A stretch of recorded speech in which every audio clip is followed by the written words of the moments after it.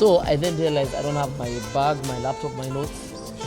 So I have to go back to the house and then get it and then leave. But it's all good. I was like, now what is happening?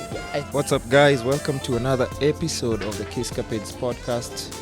Today I have a very old friend of mine. I don't know whether I should... Are we still friends? Yeah. I wouldn't be here if we were not. So we go way back with this guy, and he's just made so many moves. And I respect that because I've seen the grind from like scratch. Hey. From scratch. From like what? From scratch. From like days of Wapi or where? Yeah. Imagine. But just before we even go there, I just want, for people who are listening, because of course we have YouTube as well. Yeah. But for people who are listening, just introduce yourself and tell them who you are. Just a reminder.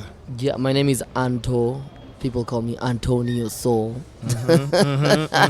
I'm a singer, songwriter, TV and radio personality, but I'm an all-round creative. So guys see me doing marketing stuff and MCing here and I hate the word, but being an influencer. There's nothing bad. Stuff. There's some people who make the word look bad, especially in Kenya. That's why. In Kenya. But abroad, if you say like you're influencer, people respect you. In fact, because Kenyans you'll go to a meeting, and then they tell you, but Nani is taking 25k. There you go. You're like, you see? Mumeniharibia kazi. So I came here with 150k. Now I look like a imagine thief. Now you're like 25. I look like a thief. How am I supposed to go? But it's a bit tricky now, and I've even had rumbles that a lot of brands are thinking of, they're seeing a lot of mediocre work. Because I know you go all out. I see your content and I know you go all out. Yeah. And in fact, before we even start, before I just start with it, I have like my own like 2 little Q&As and stuff. Now you've done your homework. I haven't done any homework. I just want to show you something. And then you tell me if you remember this. Okay. How comes we don't shoot any videos right now? Like you and I, or like... Come on, bro. Stop playing. No, you know what I'm talking about. No. But like when we knew each other, what were we both doing? Like you were doing your... Exactly. I was still doing music. Yeah. And I was still doing... You're still doing videography. Yeah. But... How comes we're not working now? Because you're busy. Oh, really? Have you ever made that call? You became bougie. See, that's what he's saying. This guy became bougie. This is the first person I can actually say... I can confidently say you're the first person I did a video for, like Nini. Actually, that's actually very true. Do you remember this? And just check the date. Oh my goodness. Oh my God. Paragasha 6, Jesus Christ of Nazareth. 28th of Feb 2011. Yeah. Minimo Joy and Anto Neosoul on stage. Yeah. Footage courtesy of in-house. Yeah, that's what you call yourself. Yeah. In-house entertainment. Proud to be Kenyan. Wow. Yeah, wow, bro. Wow. Yeah. Aye. Yeah. And we're still getting views then. First I'm looking at my hair. Your hair, bro. There you go. What? There you go. You know what it is? Let me tell you. I think I know what it is. It's not even a matter of like forgetting each other or like sort of dismissing each other.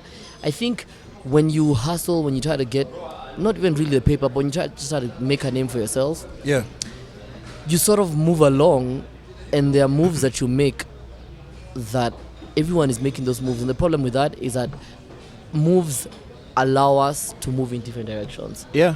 So until we come full circle, so like when we were at the gig at the New York Cafe launch at Capital Center, then we meet.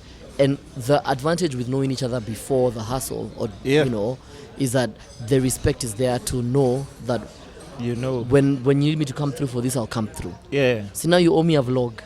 I told you I got you, bro. I showed you the first video I did for you and how long. Yeah, let me tell you why I kept telling you owe me a vlog. And it's not even about owing. Listen, I was doing it. Wasn't I doing it like... It's just... Do you remember, like, you never even used to ask me. I used to come and shoot. I've just realized that that I was checking some videos, some CDs, I had DVDs I have in the house. Yeah. And they're actually in-house entertainment DVDs. Yeah. I've been doing mixtapes and everything all along. My problem with you shooting a vlog for me is now I'll have to look for you every day.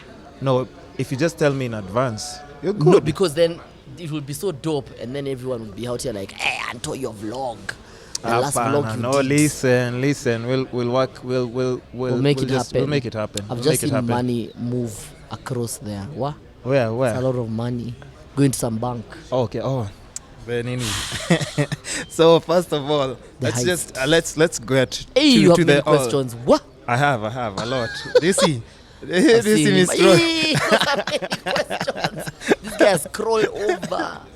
No, but let's just go to even just back from like Wapi, and that's why I need to ask this, because like you've just mentioned, we go way back, and I've seen you like just from starting, and you're still doing like the MCing then, you're still doing the a cappella. But how did you find like your lane in music? I think for me, because I think you were still 50-50 then when we were meeting. Yeah, I think I was doing a lot of things, and not because one thing people always forget about me is that I don't mean this in a cocky way, but I generally can do a lot. I can do all things through Christ who strengthens me. I generally can do so much. Okay. You know, so like you know, the singing, because even before people knew me as a musician, they saw me on TV as an actor. And I was with my cousin in the streets at Hilton, when people could stand outside Hilton without the barrier and stuff. Yeah. And we were meeting this guy called Lenny Juma. And Lenny Juma is a casting director. Yeah. And so my cousin was giving him a script for a show that she was working on. And then he saw my look and he was like, yo, would you like to be in an advert? I'm like 19. Yes. I want quickly. to. Yeah. So it was at night. So he's like, come. So I think it was like on a Monday. Like on Thursday, come for the auditions. So I went for the auditions, but he took a photo of me outside there. By the time I got to the auditions, the guys already knew that we want this guy. The pictures. Yeah, we want to work with this guy. Yeah. So I ended up on TV first. So I ended up on a commercial first. And then after the commercial, I then ended up on TV doing Sugar and then Siri. You hear the big names. Imagine doing all that, working with Lupita Nyong'o in it. Hey, do you still talk? Yeah, please. I watched. I'm one of the first people in the world to watch Us before. Come on. In fact, I've watched Us before you guys. Come on, Yeah, you're lying. And I watched it here at Prestige. So it was was it like an exclusive? Only, yeah. Or she made it happen? Yeah, she made it happen. It was an invite only from her. By the way, she buys popcorns and she buys drinks for us. Come on, listen. I'm doing the same here today. It's an exclusive. I'm doing the same here today. You all didn't know this. I know, but listen, I used to be high in like a capoeira class. Serious? Yeah. But you all were just looking at her like, this. No, like we used to talk legit, Seriously? like even my Facebook. But now after like that, be nice to me. You never know. Nany of slave Mazea. You never know. I'll just hook you up with that podcast. You just never know. Yo, bro. Hata sijui zatembea wapi ikifanyika. So that said, so I got a bit of some tunes. Yeah. And then I did my first song, Chips Funga, recorded. Oh, that was the actually first the first video that I released. But Chips, for people to hear Chips Funga in 2012, I'd recorded Chips Funga in 2010. That song was people already using the word Chips Funga for a long time. Yeah. It was really like a 2-year-old word. Yeah. So the thing for me is, people have to understand this about. You made this it a household name. Yeah. The thing is about this industry, people have to understand is that the hustle, the money, the connections, timing, it allows you to be at certain places doing certain things because we're not blessed equally to be able to just release stuff when we want to be a musician full time. It's not possible. It's not easy. So we go as things go by. And me, I'm a guy from Ungwaro, so I can't be out here, having one job and making it. So you have to hustle. It's not a guarantee. Like only now that if you're laid off. Yeah, only now is that music is my full-time job. But before, which country, where? So, speaking of that, what are some of like the 2 odd jobs maybe that you can remember that you used to do? Mpaka saizi, like, when you think about Mpaka is like, yo, I can't believe I did this. Me, I did. I sold clothes from Gikomba. What? Yeah. So I went one time to buy clothes from my small bro in Gikomba because my younger brother, our last born, is 13 years younger than me. He's very young. So I was sent to buy clothes for him in Gikomba. So when I got there, I saw this lady selling clothes. And she was selling clothes very cheaply to other people. I told her, by the way, it's fine. Me, I'm not going to buy clothes now. I'm going to wait until you're done. So you explain to me what is happening. And she ended up telling me, oh, these guys I'm selling to, they are going to resell. So I was like, so I'm using me back of whatever price, because I knew I'd get clothes for my bro and I'd sell some. So I had 1,000 bob and I bought 40 items, each at 25 bob. You had what? 40 items at 1,000 shillings. I bought 40 items, each at 25 bob. Two t-shirts. Socks, man. No, t-shirts, shorts for kids, trousers. Oh, yeah. Because now I'm buying like wholesale price. So I'm going to sell. Yeah, by the time you'll flip that money, Where we see people know me in my store in Harambee Sacco, where we moved from Kawangware to Harambee Sacco. See, people used to know ule kijana na uzianga wa strong guo. That's what people used to know. Yeah, and then with kids here, and it's a market that is there and it's quick. It's moving, and so I was pushing my mom, go tell all the ladies all your friends, Nini. Yeah, tell all of them that kijana wangu anauzanga manguo za watoto. Kama unataka manguo, mtafute. And I hustled. And I made money. Back I had to go to Uganda for school because I was making so much money. Oh wait, like you now paid for your own? And I went to A levels with that chums. With the chums, yani. Thank you. So we've just gotten our coffee, guys. Yeah, of course, cappuccino. And that was my first real hustle. Like when American artists say they move drugs, I moved clothes. You didn't? I expect a different story with the dreads and when somebody sees you like right now, it's hardcore. I'm the worst person to ask that question. I don't even know how to roll. Even now, I don't know how to grind. But you partake in meditation? All I can say is food for the soul. So that's one job that you've said. Is there anything else? Maybe. No, have you done an 8 to 5? Have you done an 8 to 5? Yeah, I've worked in an agency. In fact, do you still work in an advertising agency? What? How? I always thought you worked in an agency. So till now? Yeah. Come on, are you back crazy? Today I was thinking, this guy, is he gonna go to work? How? Has he a part? How is he able there to is no way that I've had this going on or anything else. If agency kills your life, that's what kills your life. Agency kills your life. Changed my life. And I became a negative person. I don't know if that happened to you. Thank you very much. Yeah. I made money and I became one of the most vile people to be around. Like I was like an annoying prick. Yeah. Because I was angry with everyone. Because you had, and I don't have time. Like I go to a restaurant, I am just mean to everyone. You're like, yo, where's my food? I don't get it when people are late. Yeah. People haven't gotten me what I want, and then I don't know how to. I have to escalate everything because people in agents, that's what they do. They just escalate everything. You don't send copy because it's be a copywriter. You don't send copy in time. The idiot has already sent an email to the creative director. As in, you're getting a warning or something. This person who never even gets briefs right. No, I know agency. Like I just realized that after coming from agency that life can actually be nice out here. There's no pressure. Like even when like I had like when those days when you have like just kidogo cash in your pocket, there's this peace of mind that you used to have in pocket. You're like, kumbe you can actually just be happy and figure things out pole pole. It's very important. I was speaking to a young guy yesterday. He's a young upcoming artist called Sagini. He's a really cool. I think I've heard. Yeah, not the lady Sagini, Sisi Sagini. Oh. The dude he's a dude now. He's called Sar, like S-I-R, Sagini. But his name is Sagini.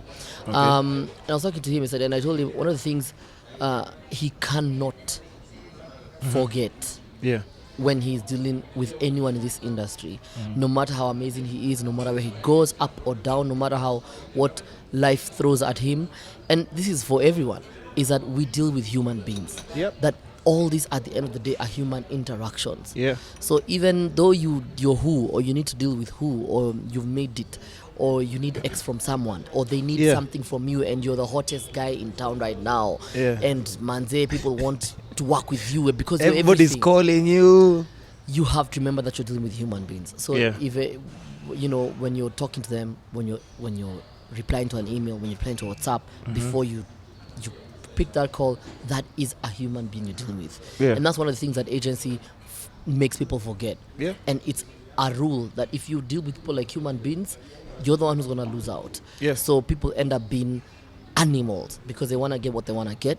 They don't care about other people. When they're dealing with the artists, for example, and they want to drop you as an artist from the campaign they're doing, they do it so heartlessly that people forget you're gonna have a funeral. You're gonna have a wedding. You're gonna have a birthday. You're gonna need me at that place. There's so many other things. There's so many things that people forget, man. Being a human being is very important. Speaking from experience, because once you started talking about, you've been dropped from some. No, please, what? I've been dropped even before it happened. What? Please. Being a Kenyan artist is. I wanna ask you that, because have you had like, because I've had like these situations. You see how you've asked me like, yo, how comes you've never been like gotten like a toothpaste endorsement or this and I've that? always felt like this doesn't like, make any sense. Because you even know the person who's dealing with the campaign, but bro, they will not work with you, and not because you're not dope. But because they just won't. They don't want to see clear to the client that this is viable. I know we did the close-up road to Rio. I was supposed to be in that. You didn't do it? No. You didn't do it at somewhere here. And and at the time I had like I was doing like press run from like Mpaka Netherlands. I wasn't there. So you see, in my head, I knew, for example, you should do a campaign like that, because what we were doing is we were judging people Kiss. Yeah, we were judging people Kiss because it was Road to Rio Kiss Marathon. So we were judging people Kiss, and then what if a couple would win tickets to go to Rio to watch the World Cup. So in my head, I assumed. And that time, what did I do? That time I was just famous Anto. So they were obviously calling me to just judge people kissing. That's judging. And how crazy was that? Cause like, listen, I knew you'd be there. Now let me tell you. And imagine that's many years ago, and I'm just realizing now. But they didn't even call this guy. What's wrong with people? But how about if I tell you, like, I actually sent a proposal with a breakdown of a lot of the things that I saw you guys doing in that campaign. Oh yeah. See, this is the conversation we're getting to. There are a lot of products and brand managers and campaigns that happen in this country that are not gonna call you, not because you're not amazing, but because people just don't want to see you win. People in their minds believe you don't deserve some of these wins. And I think for me it's very sad. It is so sad that people believe that your destiny is in their hands that way. It's crazy. And I think they forget that time has a way of reminding people that you should have worked with this guy. So for me, I'm actually thankful that those things happen, because what they do is that they make me work harder. This is the thing. Let me tell you, this is the thing about being a Kenyan artist that people don't understand. So you will complain about something, for example, and say, oh, I can't believe you guys are doing this campaign like this. Like, why can't you just work with Kenyan artists? This would have made a lot of sense. When people bring on board Mafiki Zolo, and I call them out, and me, I will not lie. I will call them out offline and online. I will say it. And sometimes, and I'll be honest, I'm a human being. Sometimes I ask myself, what?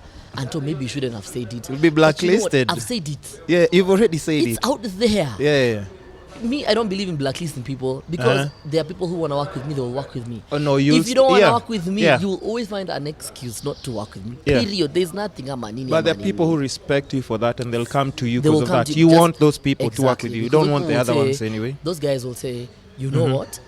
Anto is the way he is. He stands for what it is. If we tell him to work on a campaign, he will say it like it is. And I prefer, if I was a brand manager, I prefer to work with someone like Anto, who will not work on a product. You take them on a retreat to some town, and then it goes down on social media, and they can't even stand up for your product. Because even then they know they'll never use your product. Y'all know what I'm talking about, you know. So this is something that happens a lot of time. Always. It happens always. All the time. But why do they make... And you see, the funniest thing is... Unintended. If you've been in agency, it always like now that you've been in agency and you're outside like an artist and everything, like you're always like, I know what's happening. Because I know you can flip this around, but there's somebody, one or and two I people. know there's someone who's not pushing hard enough for me. Exactly. Someone who's not fighting hard enough for me. Yeah. So like I was saying, so being an artist is like this. So I complain about X, and then someone says, but you know, you can an artist, you don't do X and X.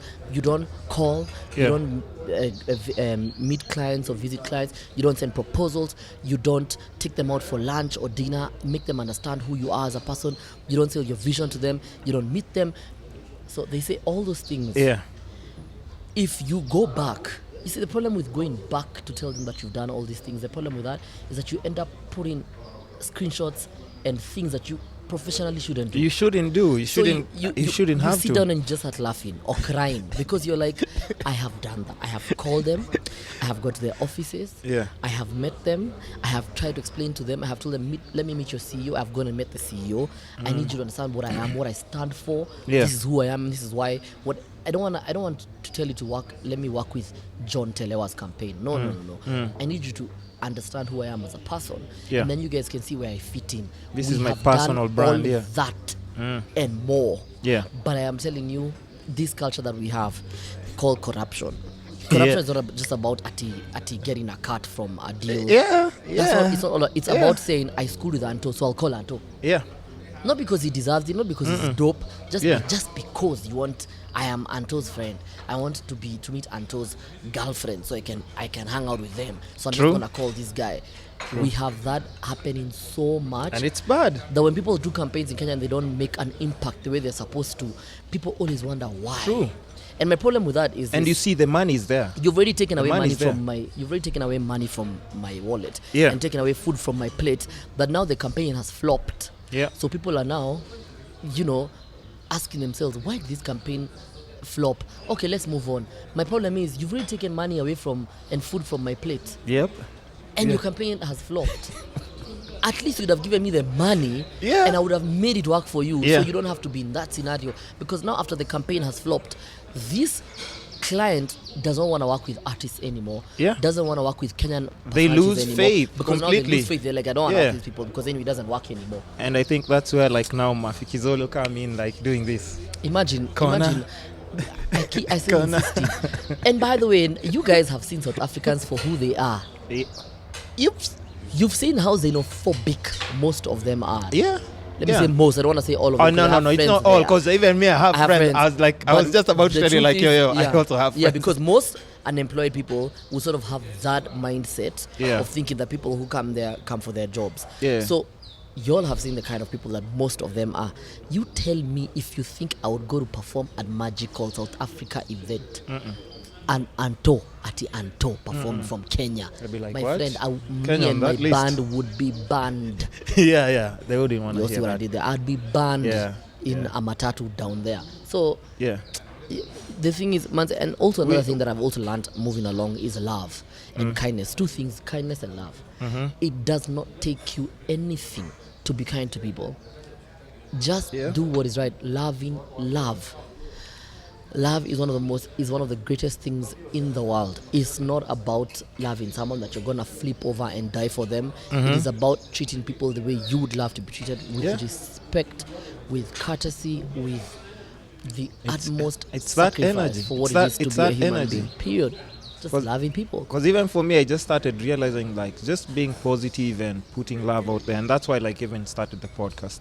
Because just to talk to people. Because you see all these people that you see in social medias, like they're going through to very little things that you wouldn't even understand. Because somebody's just saying like maybe Anto Neosoul. They wouldn't know the battles that you're going through. They don't know. They don't know. Because they just see you. Because contact for you, it's even, I'll tell you why. Because you're the kind of person like when we see on social media, Anto is always smiling. All the time. So somebody right now wouldn't know what's behind that smile, and somebody's who could chasing campaigns. And I have, it's funny that we're having this conversation because I feel like, Yani, this is so funny. You're the first person who's ever sort of, and because I don't feel like it's an interview, who's ever spoken to me where I just feel like letting loose, like being honest. I never say these things because, well, people just probably don't even think these things happen. Sometimes I don't know. I get very confused. and I never know if I have a mental illness. I'm just being honest. That self-doubt of like, what the hell is going on with me? I'm just saying things that I would never say anywhere. No. I never know if I have a mental illness, if I'm depressed. Yeah. I don't know what's happening in my life. And I think as an artist, it gets to a point where you actually take a pause. Yeah. Start like, like what is happening? Is this how normal people think? Is this how my brain is supposed to function? I go through that all the time. Because you see, like when we came here and then we started off with the Insta stories, and my energy just shot up immediately. Yeah. And I told myself, what, Anto? It's like I saw myself from the outside. Yeah. And I was like, I asked myself, Anto, how do you have all this energy in the morning? Yeah. And I felt immediately how people always ask me, wow, man, this guy has energy. Yeah. You know, like I performed at my gig for 3 hours. Yeah. Guys are like, your energy, man, your energy is up there. And then what is funny is that when I'm in my house, or when you meet me out there when I'm not performing, whether it's for the gallery, this is a gallery, it's performing for the gallery at Galleria. Yeah. Or performing for what you call the court of opinion, everywhere on TV or on stage. Yeah.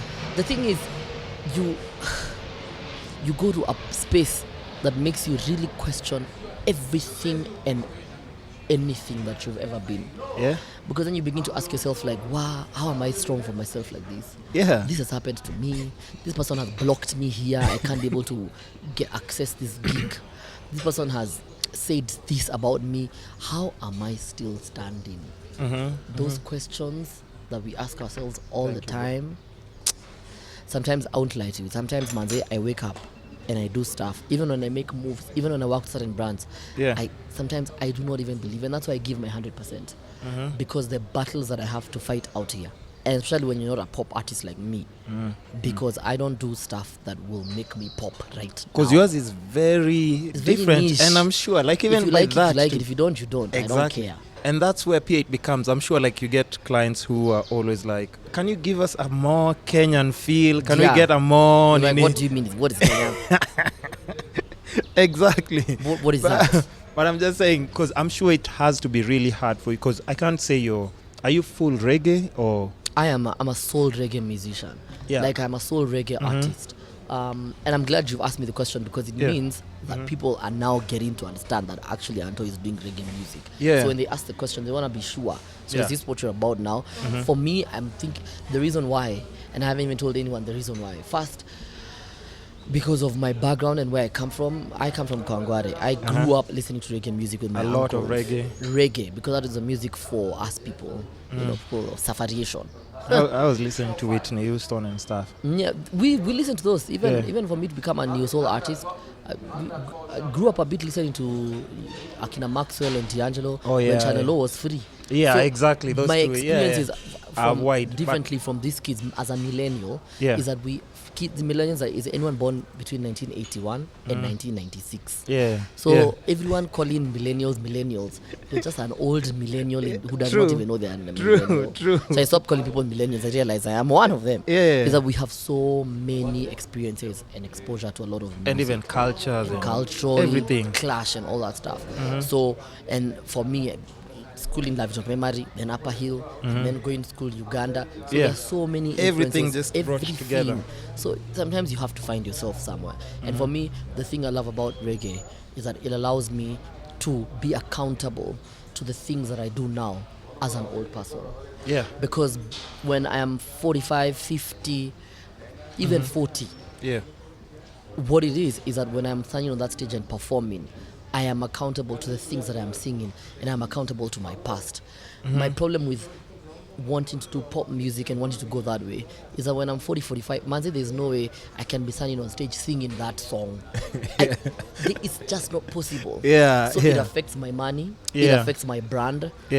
Now, I may make a lot of money now, but in 5-10 years, guys it will be like, not be there. Can we call this? So unless I'm making millions of dollars that allow me to have houses all over Nairobi, that when I am 45, I am okay, I'm retired. Even if 40, people you're good. In fact, even 35. Imagine being 35 and being, and out there performing at a Chago Latinx event. Yani, no thanks. So So basically what you're going for, and it's really important because what you're saying, you see, like what Nameless does, his music is timeless.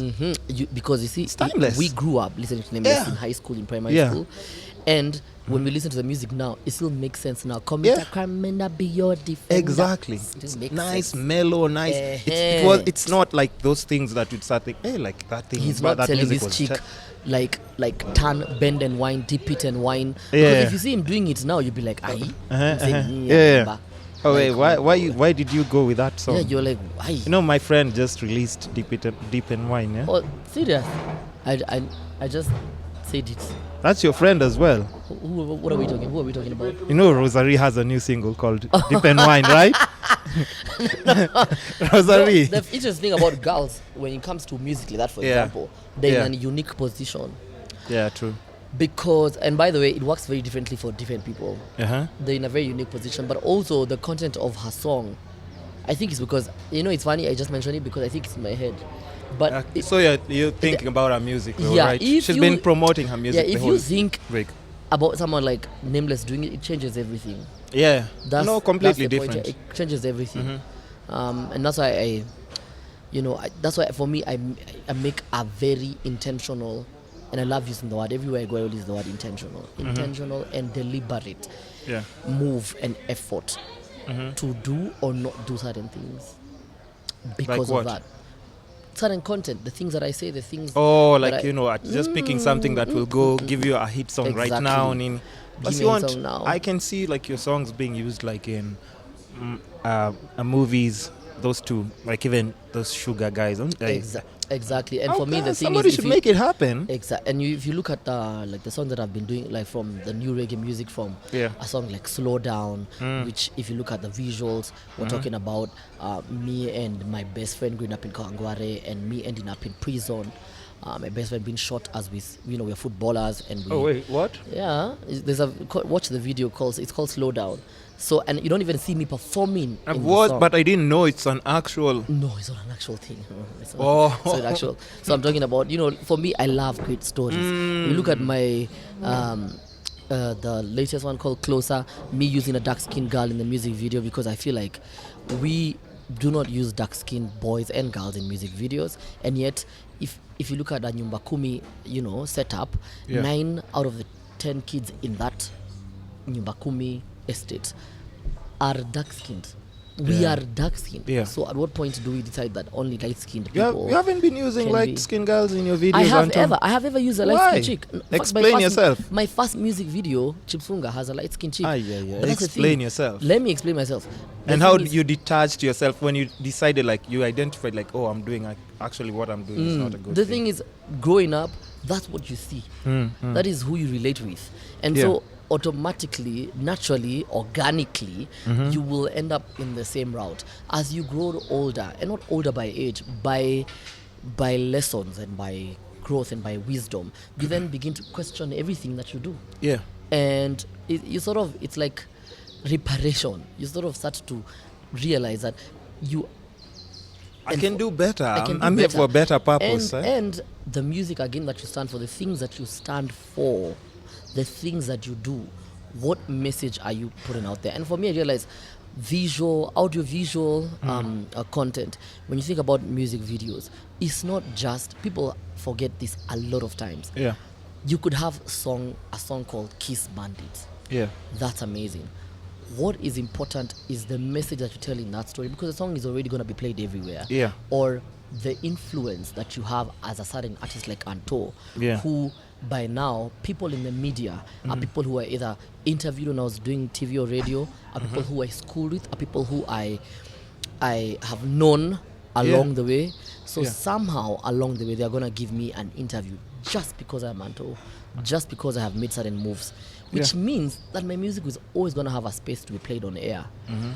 So I have a unique position to ensure that the content in my music videos and message in my music videos is subtle and it is hard-hitting and it is provocative, it is inciting, it is inciting, and it has all the ingredients that are... And is inspiring. Period. That is just very important. So even if I'm doing a song that is about love, or is about X, I must find a way that some of the things that I say in that video without having to say them in the song are very clear. A nice creative way. Because we're visual beings. So when kids watch my music video, and like I was telling you, the content that I want to do and that I'm working on moving forward forever has to be stuff that I can be accountable for and to when I'm older, which means that for the kids who are going to watch my content, they need to see that dark-skinned girl. So when they see that dark-skinned girl, they can be like, when they see that dark-skinned girl in Sound City, they're like, hey, that's Anto, yeah, this guy, hey, man, this guy is dope. They relate to it like, that looks like me. That girl in the video looks like me. So many amazing, beautiful women in Kenya. Are you and I don't think we understand. Hey. See how many white guys come to get our women, Maze? We don't even realize. That melanin. Yes. People fly to come here to actually get them. That melanin is. Look at that beautiful girl. Queen. That queen. We need.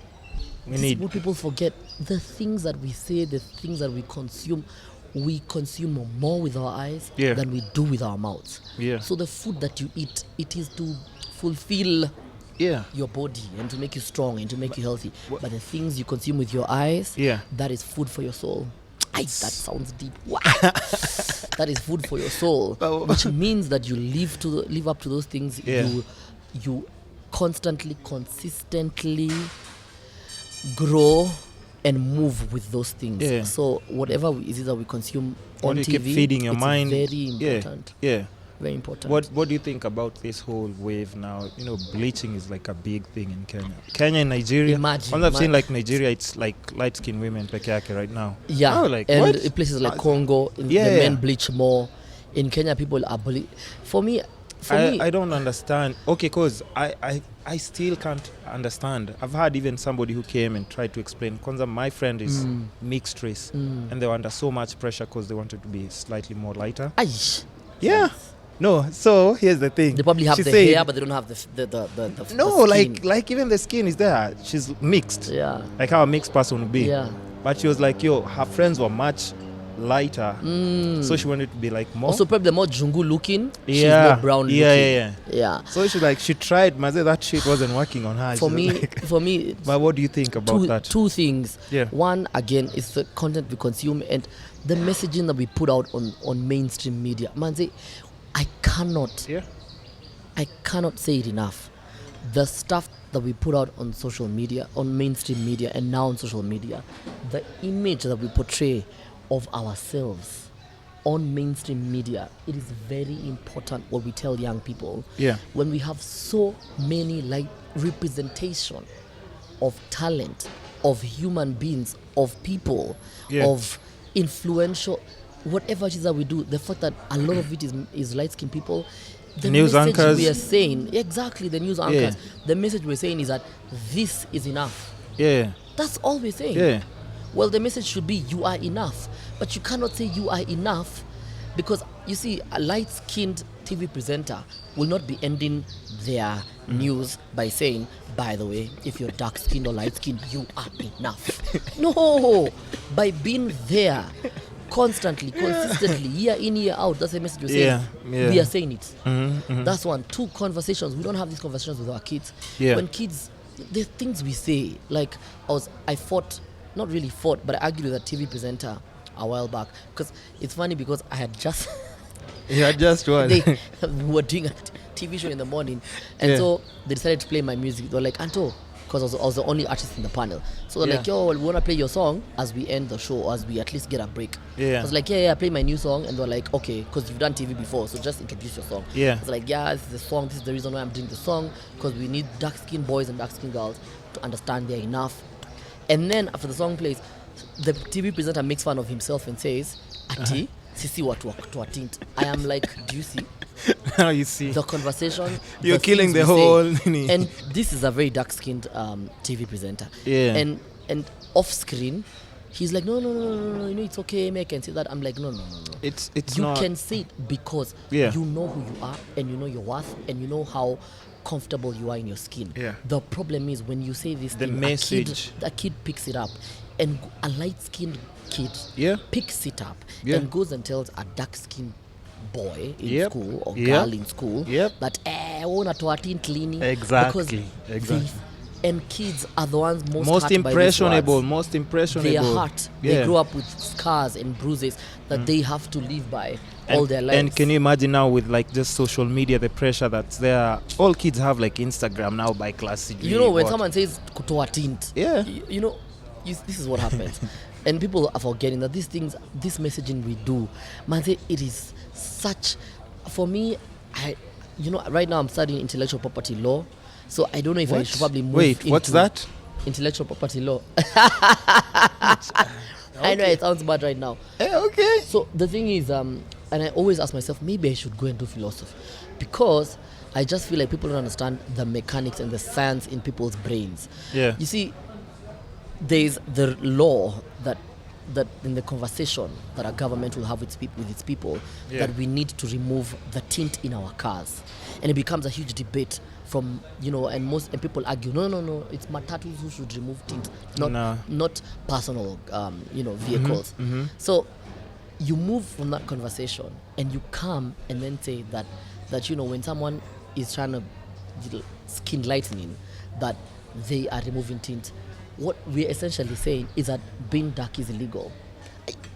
That messaging, we don't even understand how we are affecting people by doing certain things. So we just think it's a thing we are saying. We just think it's a conversation we're having, but we forget that there is a trigger. There are triggers that people have had based on the phrases we use that are used in normal day conversations, in legalities.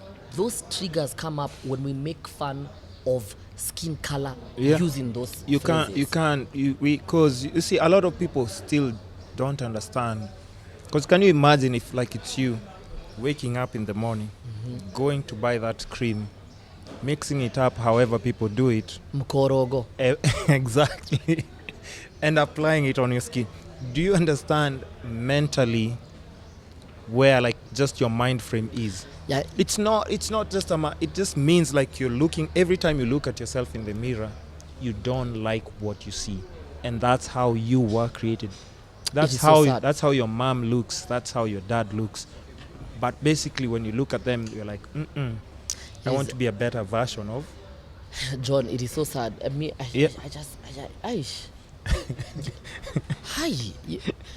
Those are the things by that make me sick, because they keep me up in bed thinking, what do you guys want? We have put this messaging out there. This guy has gone and said the wrong thing. Someone has, they've gone and put up a new commercial, or you've just seen, or you've received a brief for auditions, and they've clearly stated that, and you can see light most skin. Of the people who have been looked for, they're looking for 18 to 30-year-old chicks, and they're like light-skinned, and no one else, there's no dark skin there. Like, it really questions you, like hey, who's in charge of this campaign? That takes you back to advertising.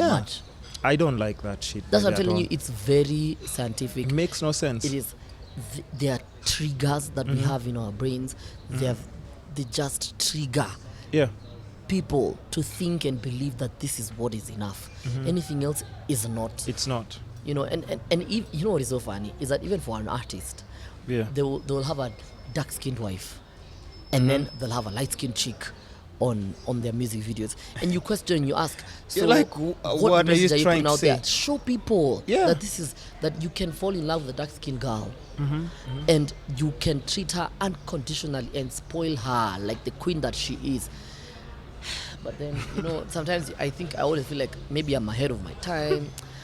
No, those things make me really angry. It's these conversations keep popping up, even like when you're watching like Vice documentaries. If you go to YouTube, even there's one friend of mine as well.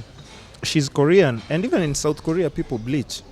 And the things they do to their eyes. And stuff. Exactly. Now, okay, let's not even get to like Brazil now, having like surgeries and everything. The Vice one for Jamaica, for Brazil.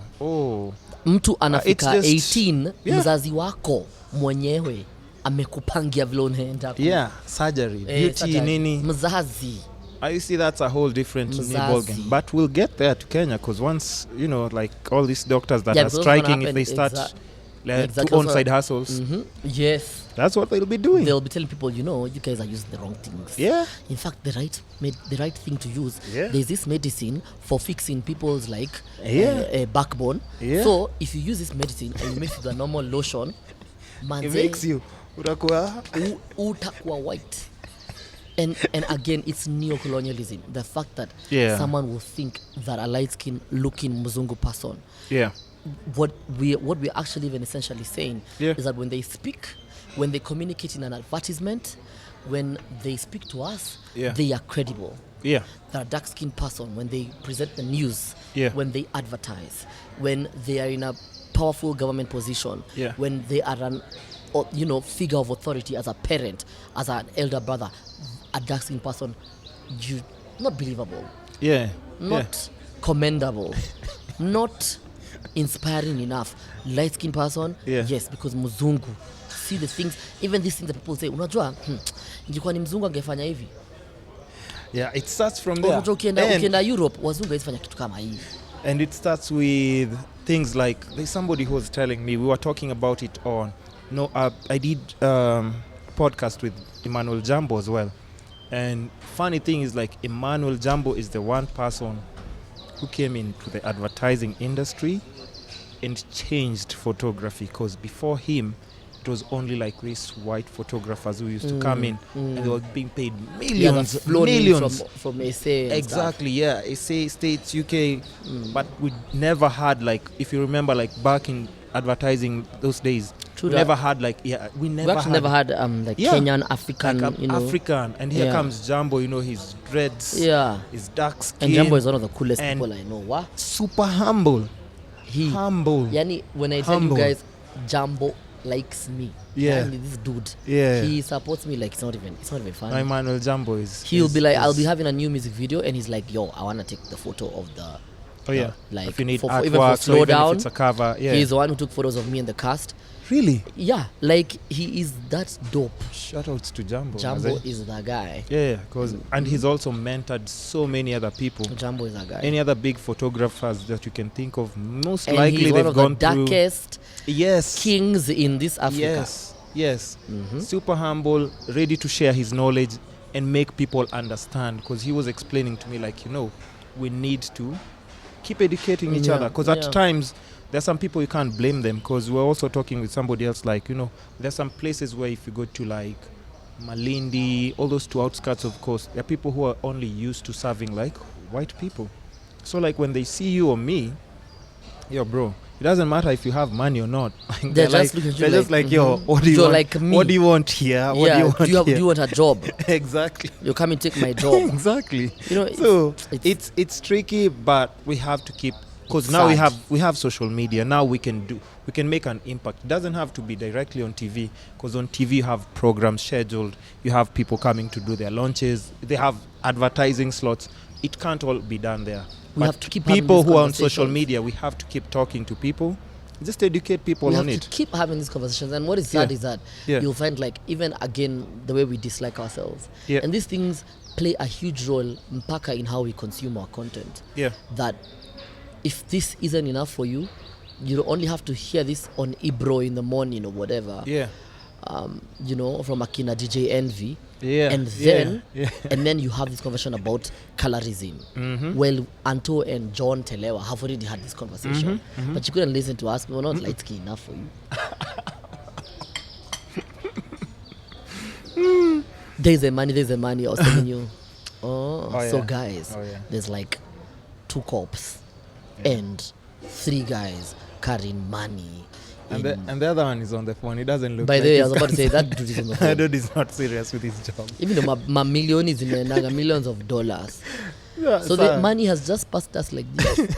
It's all right. So now, let's move back to the music, because now you've really grown as an artist in so many different ways. How you make money, your collabs and everything, and that's why I was asking you, like, how comes we haven't been like doing anything together? And you just explained it, like, even personal growth. People just need to take those. You need to go astray, figure yourselves out, and then you can always find yourself, you can always reconnect. There's a tendency to move away like this. Yeah. Which is never really at a want to. Yeah. You know, so it's until you sort of meet each other and you're like, hey, now we're back. So now my question is, are there some people, like, let's say, when you're starting off, because, you know, we have to talk about, like, the two hardships that people can connect to, like upcoming artists and stuff. Are there people, like, when you just starting off and you really wanted, like, you know, their collabos or stamp of approval, that you wanted to work with them? Yeah. They were like, I'm not sure about what you have going on, but like right now they're like, yo, Anto, can I get a verse? Can I get that chorus? There are a couple. I cannot mention names because you don't have to. You don't have to mention just names. Filterless. I'll just say it. but since I don't want, you know, also the thing about again growing older is you. Yeah. Like I said, you're dealing with human beings, so maybe the mindset they were in then wasn't really as negative. Yeah. And they didn't really intend to not work with you or not listen to you or whatever. But even now, as an established artist, what happens is you also then begin to realize why they did some of the things they did. Because then there are instances you want to help people and they disappoint you or they let you down. Yeah. There's instances you actually even put in money into supporting people. And there's also mental illness. People are depressed out here. True. And they can't take care of themselves. So how will they begin to take care of you? You know, so it's there are very many reasons and things. Yeah. So but one of the things I did realize now that I do realize, in fact even now in this interview, is that hurt people. True. And that I couldn't be further from the truth. Because then what really, really happens is that people go through so much that maybe their way of either telling you no or not being able to work with you, their way of dismissing you comes off a bit hurtful and wrong, and you know, but they don't intend to. You know, I generally believe that I don't think anyone in this world intends to hurt you that way, but people go through so much that they become other things. Yeah. And the those experiences, things, they forget. Again, they're dealing with human beings, they're dealing with an upcoming artist. So there are artists, like the people who, and especially for me as a soul singer or a soulful singer, really wanting to work with rap artists, because then you always feel like there's a vibe, and you know, soul music. Yeah, you're mixing it up. It's always there's an artist there I used to look for all the time. I want to work with him all the time.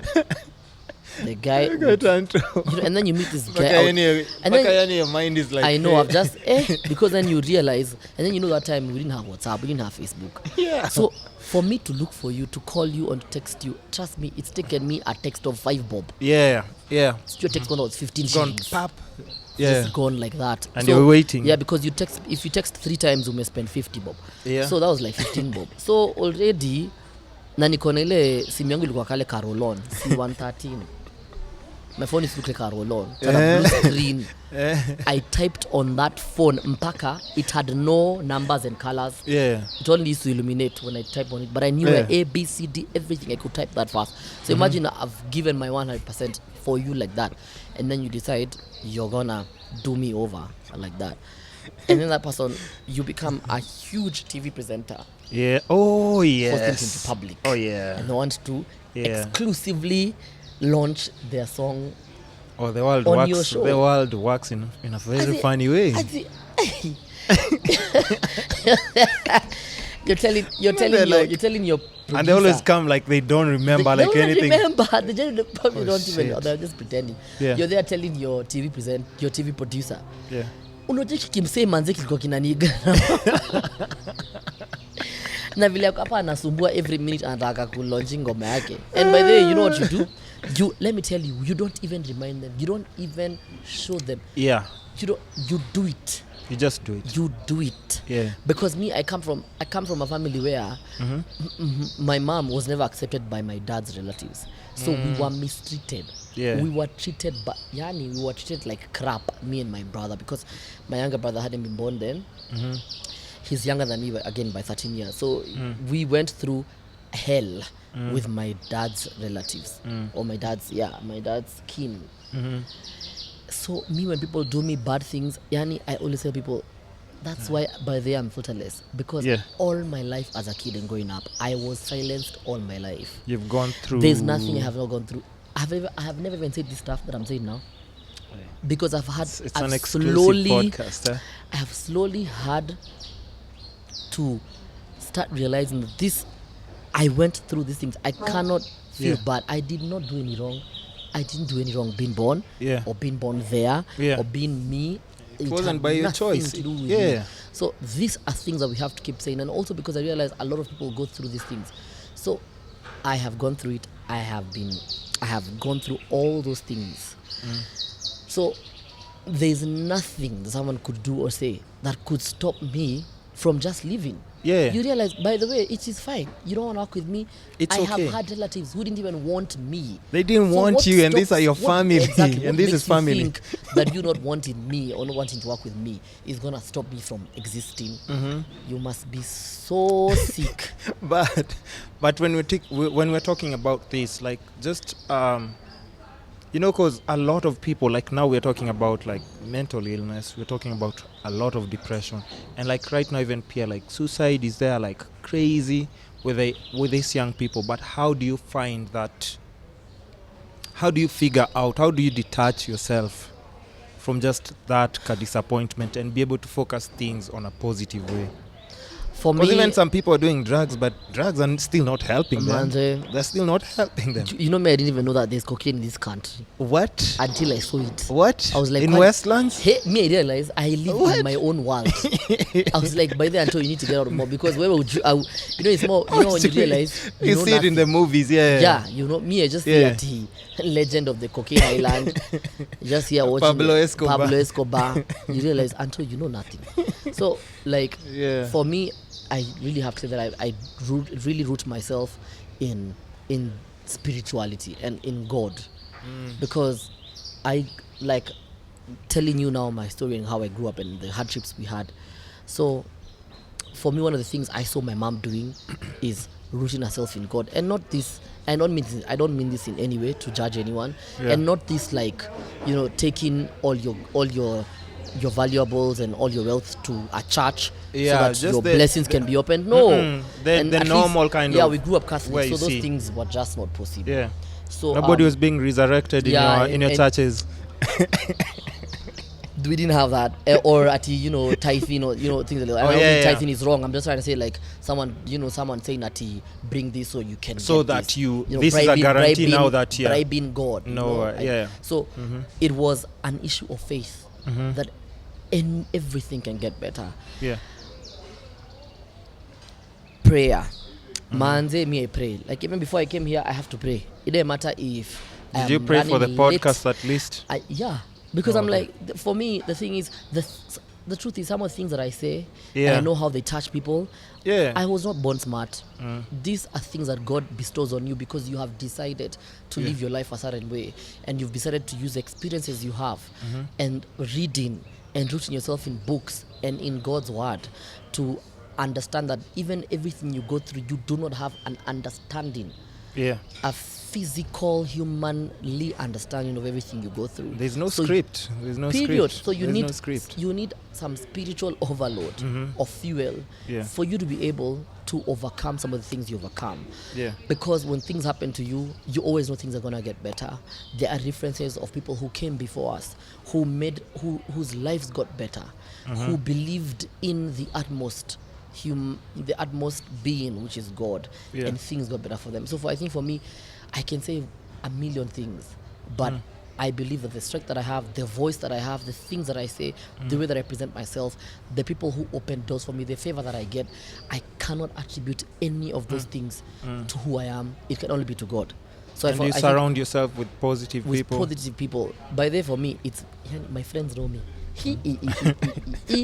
I'm in a WhatsApp group, which is a real group. It's called Chafua. It's made up of what we do is we go to restaurants and we chafua. Oh yeah. You get get it? So what we do is we hang out together because we've realized that we've lost the essence of how our parents grew up. We grew up seeing our parents with certain specific friends. So some of us have drinking buddies. We don't have real life buddies. Like we will real friends that you can have a conversation with. So we'll go to like our friends' houses and we chill in their house and someone probably has a hangi and they just want to sleep.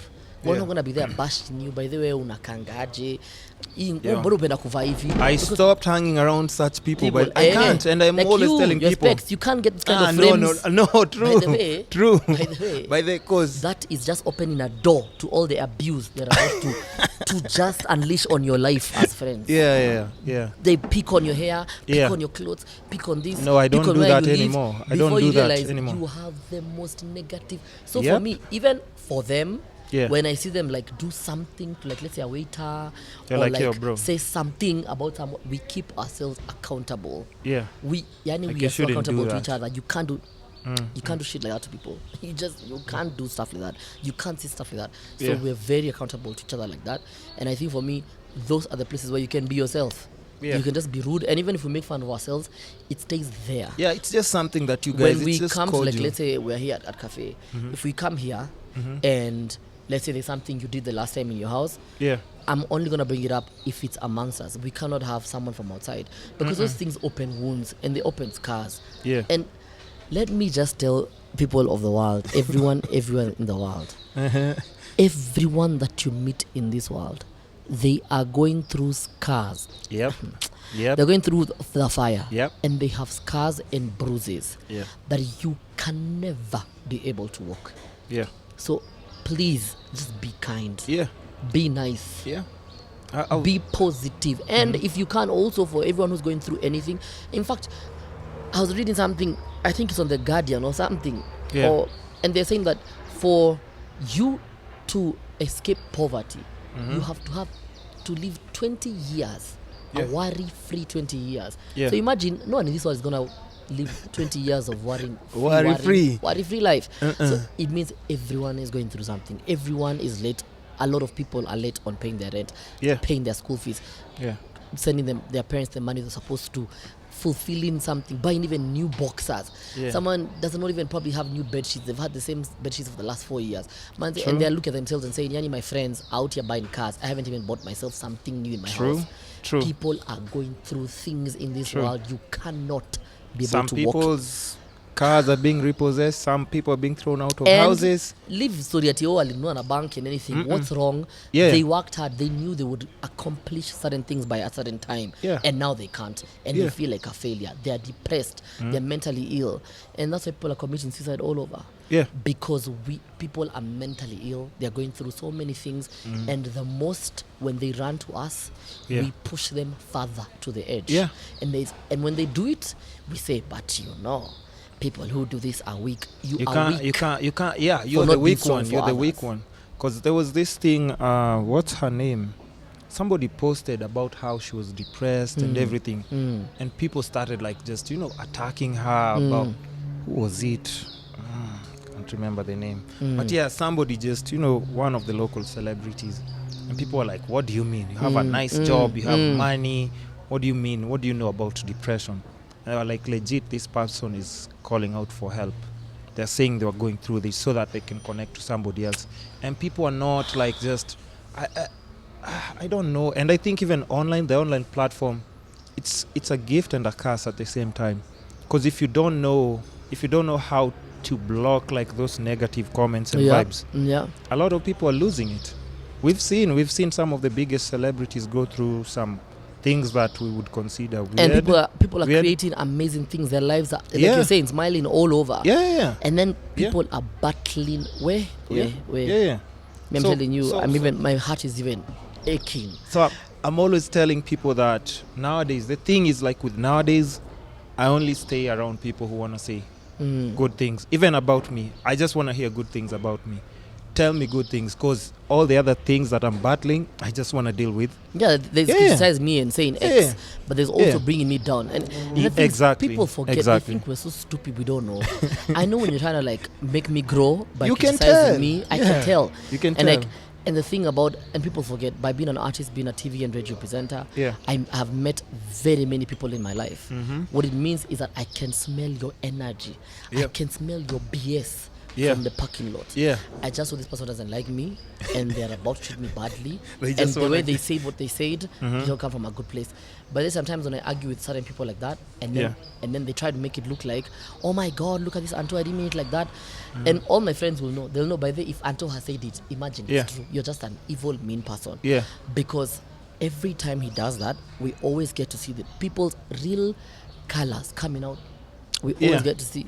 Yeah. And you're just there thinking, yani umse ananibeba mimi ni mjinga. And you know, let me tell you, there are Kenyans, there are people who have that behavior. There are people who are so negative. Man say anaputana na watu for the first time.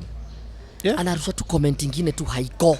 A comment ama angalia watu like in a certain way mpaka you guys are like, what, where did that come from? Was that necessary? Or yani unakaa hivi unasema sasa that is the first thing that I'm going to remember that came to your mind. Yeah. You just had to throw some snide comment. You're that Anto? Okay. You're like, what the hell is that supposed to mean? Where did that come from? Because you see, the thing is, people say a lot by not saying a lot.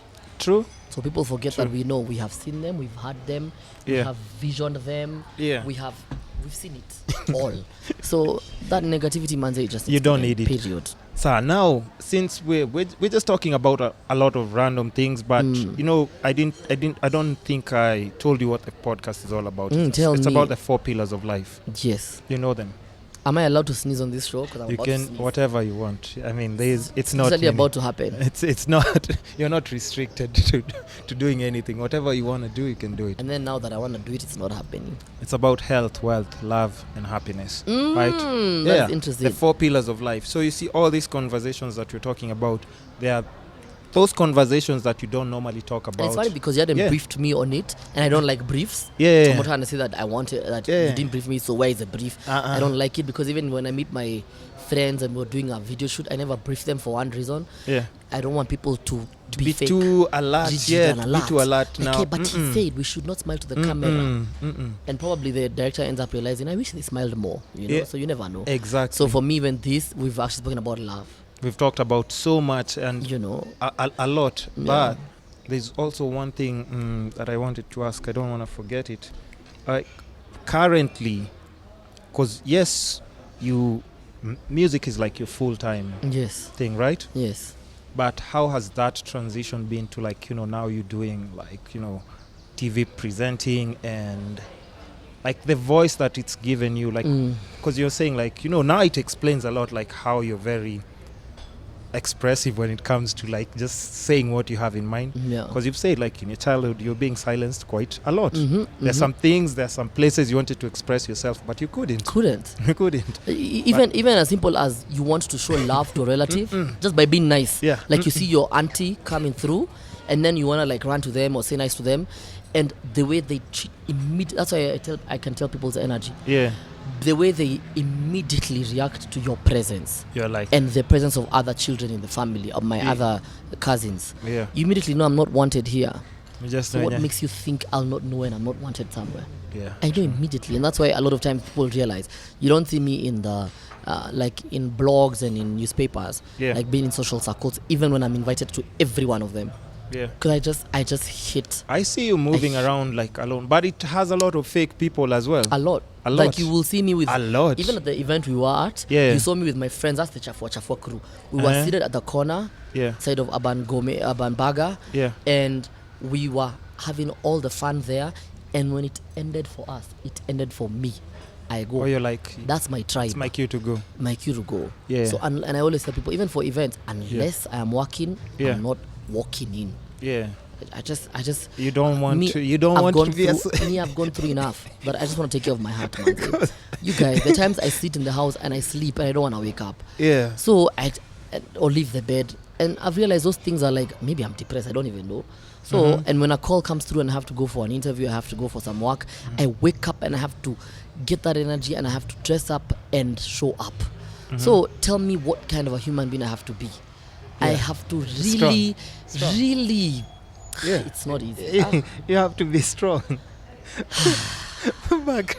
back to music. We'll keep evolving around me. I wish I had more money. I'd go for therapy. I am really genuinely. You need it? You think you need it? I've gone through enough. No, but I think when you speak about it this way, a lot of other people, because even a lot of people when they come to the podcast, once we start talking and everything, you'll see like once I release like all the episodes, because you know like your episode is gonna come out like in September, right? Yeah. Oh wow. I'm short content for like 6-7 months by then. You better look all those. No, but I might squeeze you. I will. Please, I will. me no, now I'm not for being squeezed in. I will push you forward kidogo. Me I'm fine with September. Maybe by then you'll get a lot of funding, so you'll have billboards all over. So yeah, I'm fine. Oh, okay, can wait. So. But I just want people to understand, like all these people that they see online, they go through all these little things that you might think they're not going through. You know, you wouldn't know, because everybody now is like, you know, people are talking about being like an introvert is cool right now. But I'm always telling people that here's the thing: you can be an introvert now when you're in school and everything, when you're young, but trust me, once you come outside and you want to do business, personal branding, networking, bro, you'll have to talk to people. Period. Whether the people are mean to you or people are nice to you, you have to talk to people. Yeah, you have to express yourself. Because otherwise, how are you going to feed yourself? And how? Imagine going to a meeting where the client is an ass. Yeah. And you're there at you know me. Where? That will affect your salary.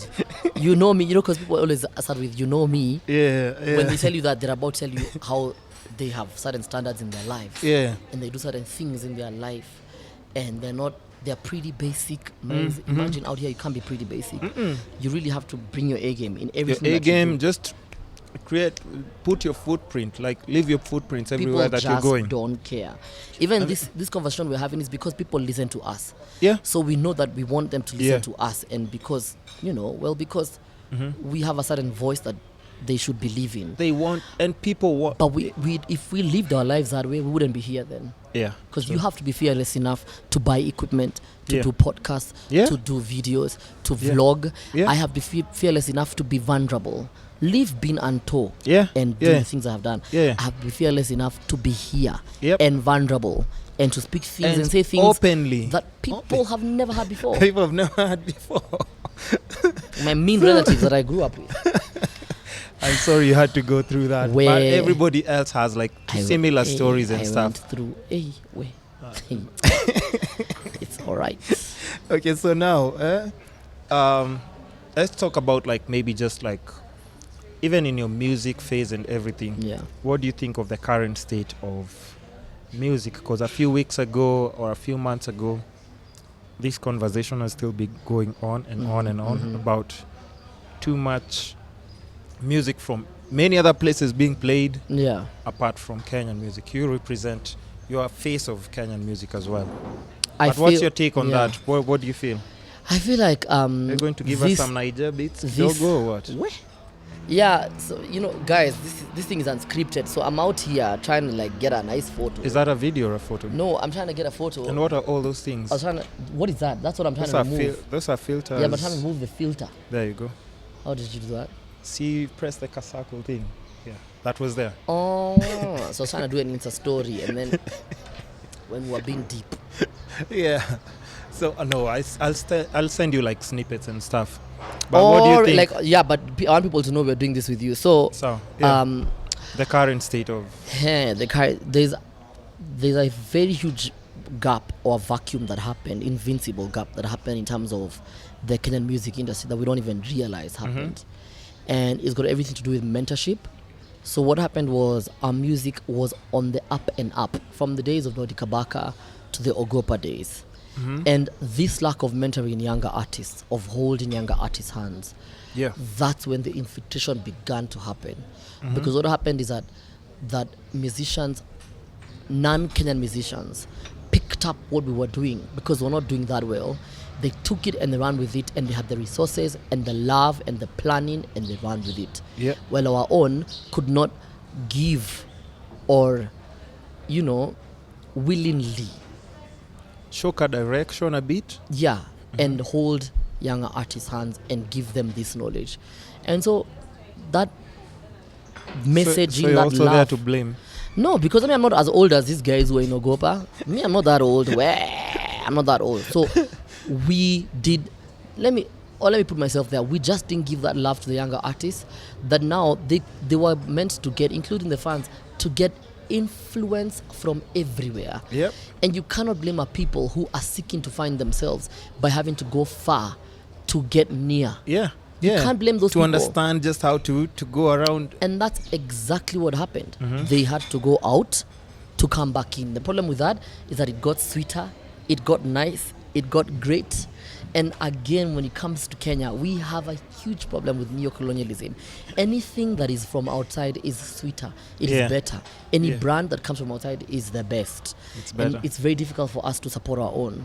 It's easier for me to do a podcast from SA and get time and buy enough bundles to be at a certain location and record with this guy from SA and just than sit it down is and to honor an invite from you. Yeah. It is also a mental thing because we're taught and everything from outside I respect is great. that a lot. Yeah. So this thing again, when it comes to, like I'm telling you, when it comes to mainstream media, the content that they served us, when it comes to the things they said and the way they presented the news, all these things are things that we were fed on. When it comes to even books in school, the set books that probably things that a teacher would say subtly without even realizing and say, oh my God, this Chinua Achebe book is better than this Ken Walibora book. Those things that people say, that they feed, it is information you're being fed all the time. all the time you're being fed that information. Yeah. That's the stuff. So we have an amazing person here who I come think... and say hi? You need to be on this podcast, by the way. So you guys need to exchange contacts. Yeah, we change contacts. This is Naliaka. Naliaka is like one of the coolest people on earth. I've met her before because she looks familiar. You probably have met her before. No, I'll get She's the a creative. contact I'll give you her number. She's creative, fashionista, writer, does TV. Then it's done. We're doing it. See how cool she is. Yeah, she is. She was from East London. Now she lives in Karen. She's living the life. Swag. So set it up. I want to because I need such. And then I know she can talk, so I know she'll be really cool. So let's do it. You are like, I know this thing.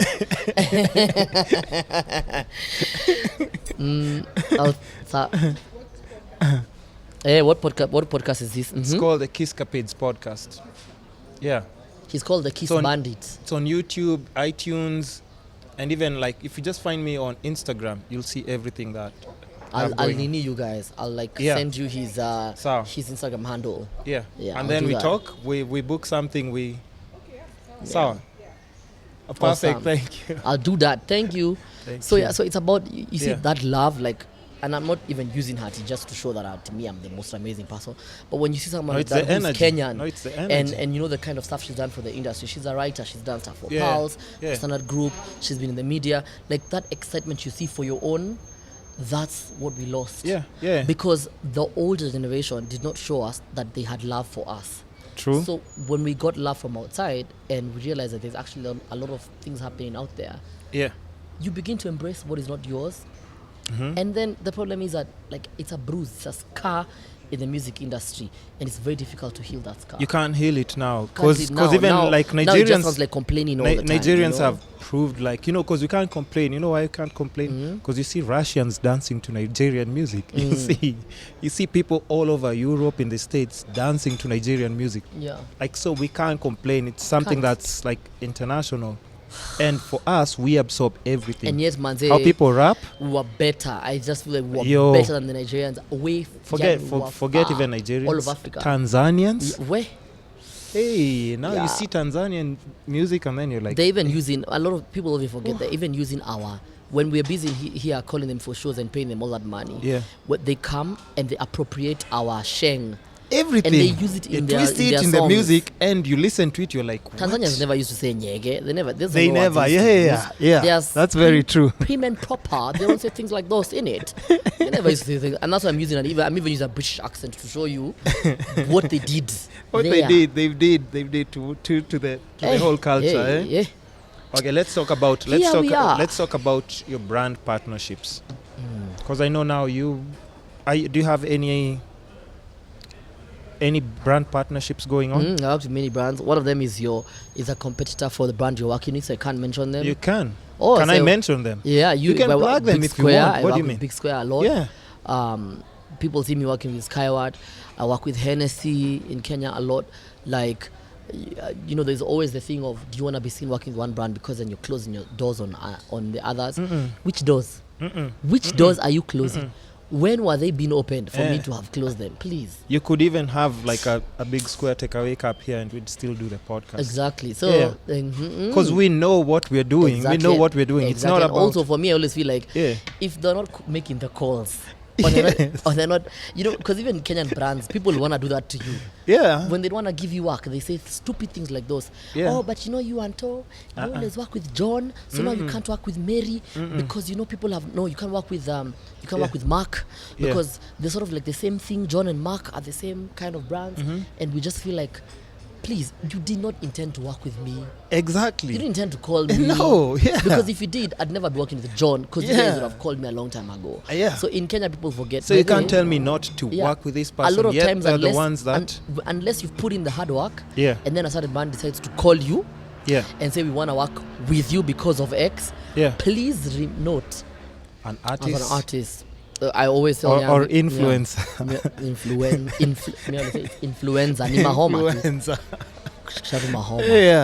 So those are other ways that you can make. Yeah, you have to be versatile, man. And just for your brand visibility and everything. And it just shows that you can come. You gotta put yourself out there because people wanna see you doing what's so unique about you. There's people who are lucky. They can, you can do something today. I could say something here. Or I could fall down, or I could, and it ends up being funny, and people want to work with you. They want to replicate that for their brand. I definitely loop that on a meme.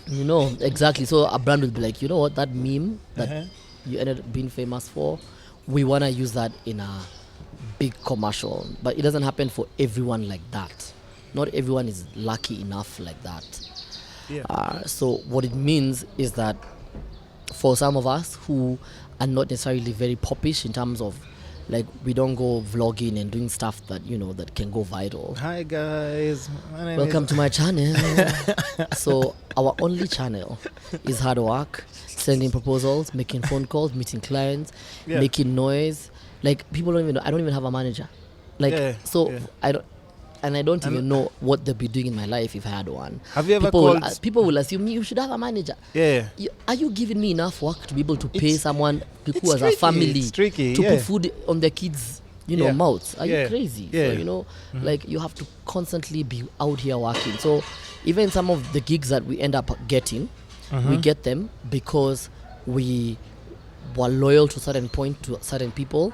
And they felt like we should work with Anto because we know where his strengths are and we know where his loyalty lies. So, period. But with you, like, because I've seen, like, even what you're doing with Big Square. And definitely have to plug them in because that's a really... Because I have put in the work. You've done, like, even just, like, coffee thing that you're doing and everything with the skaters and everything. Like, to me, because I like such videos because I'm a videographer. When I see that, I'm like, yo, by the way, this is really nice. You're engaging with people plus, most importantly, like, that's your personality. That's the kind of thing that you would do even if you're not getting paid. I would do it, that's the kind of thing that you would do. True. But how does anybody who's just upcoming just make, like, such moves? Or do you send them a proposal or do you wait for them to approach you? Oh, by the way, never wait for anyone to approach you. We're in a unique environment, the Kenyan environment, that doesn't allow us that comfort. We're just chilling at you. Let me wait. A big phone call. Some of the people who are making moves now in their lives, and not that they're 25 or 28, they're like probably 40, 45. Some of those people making those moves now, we've gone through the motions with them when they were just starting out. They were probably 35 and they're probably now 41, 42, and they've gotten this humongous job. But they understood who I am and who I was as an artist, what I stand for. I met them, I hung out with them, I spoke my truth. They felt who I am. And they've realized when they're older now and they probably have bigger jobs and they have big opportunities, like, or they know someone, they know I can call Anto. I know how hard he puts in the work. He's reliable. I know when you tell Anto, listen, our jobo, we have this and this happening. If you want it, we can hook you up with it. So I'll go write a proposal, I'll go come up with ideas, and then they come and tell me, oh, by the way, the client cannot come through now because they've realized they didn't have chums to be able to, let's say, like work with you on X. But you know me, I always have your back. Then randomly from nowhere, someone, big producer from UK is in Nairobi, and they're like, Anto, you know how I owe you? This is the guy who's a producer in Nairobi. Now, this time they won't need a proposal because they will sell you like, they know, like you're their child. This is my person. They'll be like, listen, you have to meet this guy called Anto. He's a Kenyan artist. He's like this. He loves this. Kwanza, look at his new video. He did this. He introduced this new model who is a dark-skinned chick who's doing X, and she's, you know, and he's trying to tell young people, you know, be comfortable in your skin. They are now fighting for you. So you have to fight for yourself first, so people can be able to fight for you.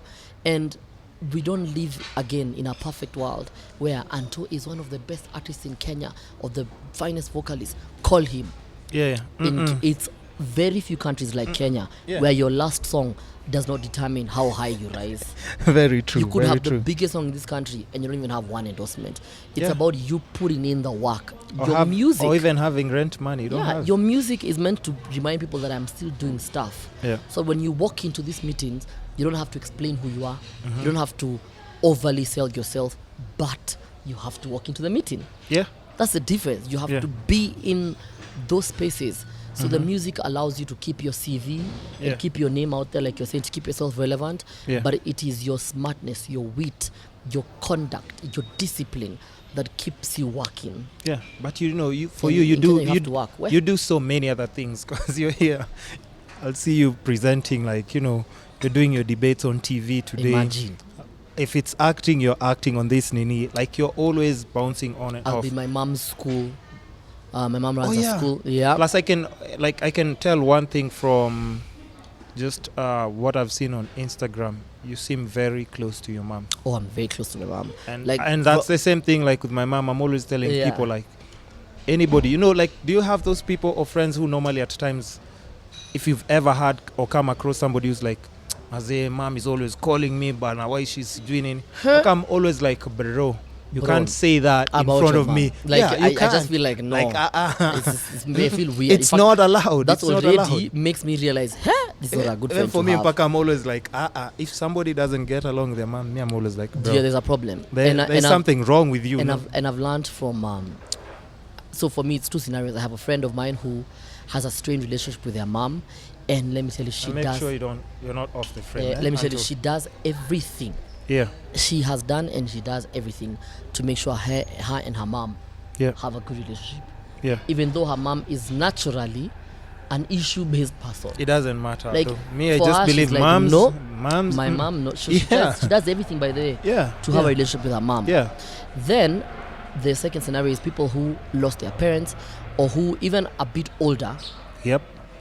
And they lost their parents when they have actually enjoyed a lot of time with their parents. And then you hear them say something like, wow. Like, I met a 44-year-old driver to a certain CEO who said something very interesting. And he lost his mom, like, let's say a year ago, probably when he was 43, now he's 44. And he said something interesting like, wow, losing your mom is one of the hardest things on earth. Like, you need your mom every day. And you're thinking, because this driver to this CEO has actually made moves, like he grew up with this CEO. So now even him being the driver, you know how people's lives are different. This guy got good opportunities, he didn't, but this guy never let him down. He never let him go or forget him. So he continued supporting him and stuff. So this guy knows, and his life is good. The Dere lives in a good place, proper place. So clearly his life is good. But he's like, Maze, your mom is the most important thing in your life. And then again, like for me, my mom, and if you know, for everyone who remembers what I spoke about, my mom's in-laws, our relatives, the things we went through, those guys were animals, hell on earth. So that happening, me and my mom are Bonnie and Clyde. There is no one else in my life who can fight for me, who support me. My mom would have 10,000 shillings. And she'd spent 7,500 shillings in a market here in Omo. I'm trying to remember the name. What's it called? Apo Buru. for me to be able to get good clothes to be auditioned in Idols. To just make so sure I my can look son, presentable. yeah. Imagine what kind of mother that is. So when you have a mother like that, all you can do is, so me, I use my influence, my affluence, the money that I get and everything to make sure my mom's school is up there. So interviews, brands come in to play with the kids, competitions that are available for, kids. Because my mom's school is from, daycare all the way till they call it P5. This has changed now. They don't say class 5. I don't even know now. It's called P5, primary 5. Anymore? Yeah, that's what they call it. P5. Yeah, P5. So you don't say class 1, you say P1, primary 1. Okay, so P5. Primary 5, yeah. So all the way in Pakapo. So all I can do is give my 100%. And you can imagine how your mom, how your mom has your back forever? Yeah. You're out here trying to please your friends and having your back for your friends. Yeah. And the one person who ukagonjeka leo that uwezi jipeleka choo. It's your mom. Ule mtu pekee anaweza kupanguza ukiwa miaka 40. Ni mama yako. It's your mom. So the least you can do is have their back now. I'm even always telling guys, at times, because I have like these kind of friends who like spend crazy money like on alcohol and I'm like, bro, you don't need to do all that. Have you ever taken your mom for vacation? Imagine. Have you ever bought her something? Or at least did you get something, your mom calls something Mother's Day? My mom, people have seen online and they will see that I think, I wouldn't say that I've done enough for her, but I spoil my mom enough. Sometimes she stops me. She's like, it's Mother's Day, Bana. I'm just saying. I won't even lie. My did mom you make like me. that phone call? What? Before I came here, the last person I spoke to is my mom. Me and my mom, I think it's too obvious out there. My mom will even stop me from spending money on her. I think it's better to get to a position where your mom tells you, na hapana, ungenunua masabuni. I think that's a good thing. Watoto wa shule masabuni ama letea watoto wa shule biscuit. Because you do so much because you can never give enough. You can't say thanks enough. So I even realized for my mom, like we never even like keep tabs on Mother's Day, International Women's Day, because it needs to be an everyday thing. It has to be normal enough to a point where, because your mom never waited for Son's Day, Children's Day. Not true. For them she was doing it every single day. It has to be normal. I think it's just this last week that I had never like ever taken like my time to even remember my mom's birthday. So I just surprised her with like some cookies and she was so happy. But like you said, come on, bro. Never knew. What do you mean? Who knew? But I'm just saying, like even the same way you're explaining, like even for us, we've never kept those tabs because we were like, you're always there. So that's all. Like you should just be there. Yeah, like that's all we need between each other. Imagine. Yeah, that's all we need. It's very important. It's again, love thing. It's very important to. And I know people who are thinking, y'all are lucky you have perfect relationships. The thing is about life and the way it throws curve balls on us and boomerangs. Is imagine that you had your biggest challenge in your life would be to love your mom more, or to make your mom understand the essence of what love is, because there are parents who just do not have it. But then we also have to be honest. True. There are parents who just don't have that love inside them. Yeah, true. That the biggest challenge God gave you is to sort of give them that love. Because I'm just scared of the new generation, because I'm seeing like all the young moms who don't seem like to really care and just be connected with their kids. Very nonchalant. It's like, bro, I don't even know how it's gonna work out for them. It's so difficult because they're all out here in the club, smoking and drinking. But nanny generation. Not to judge, but there's just a little bit lack of direction and people to look up to, pressure. Kids. Yeah. And then also women have refused to stand in for our girlfriends, our wives, our baby mamas. True. That even them, they just need a place to go vent and run away because they never wanted to be mothers. And you made them mothers and now they have to be alone. And I know everyone has personal responsibility. But then also collectively, we have... It's again, the love. If you can't love... If you don't love your baby mama, just love your child enough. But your baby mama never has to feel like... Do you have a baby mama? No. You mentioned it like 2-3 times. No, because we see friends. We see friends who like hate their baby mamas by their like completely. They speak so badly. You're like, aye. You can't be talking like that about your... This is your wife. Exactly. In African culture, this is your wife. Yeah. You're like, hey, this is the mother of your child. Exactly. So you're afraid when they take their kids and they take them for coffee or to go eat ice cream. Yeah. You're like, how do they poison their kids against their moms? Because you don't even know what they tell the kids. Yeah, so, man, say me, I keep insisting. I know people go through things, and I know people go through so much in their lives, and people have loads and bruises. But we need to stop laying these burdens on people and with no care. Yani neza kuja John ni tusivile nataka or you come to my office, you have a campaign idea, and I talk to you the way I want and I move on like nothing has happened and I feel nothing and I sleep at night like nothing. People always say this thing at watu tu, lakini najua wakilala nyumbani usiku wanaangalianga juu wanajiambia this is the kind of person. By the way, that's a lie. People are out here sleeping like they have not done anything wrong to people. They don't sleep care. Like babies sucking their thumbs. We assume ati watu walali na amani. Who told you? Who said so? People are here not caring, by the way. So now, since we're on the topic of love, and listen. And I sing about love all the time. You're always.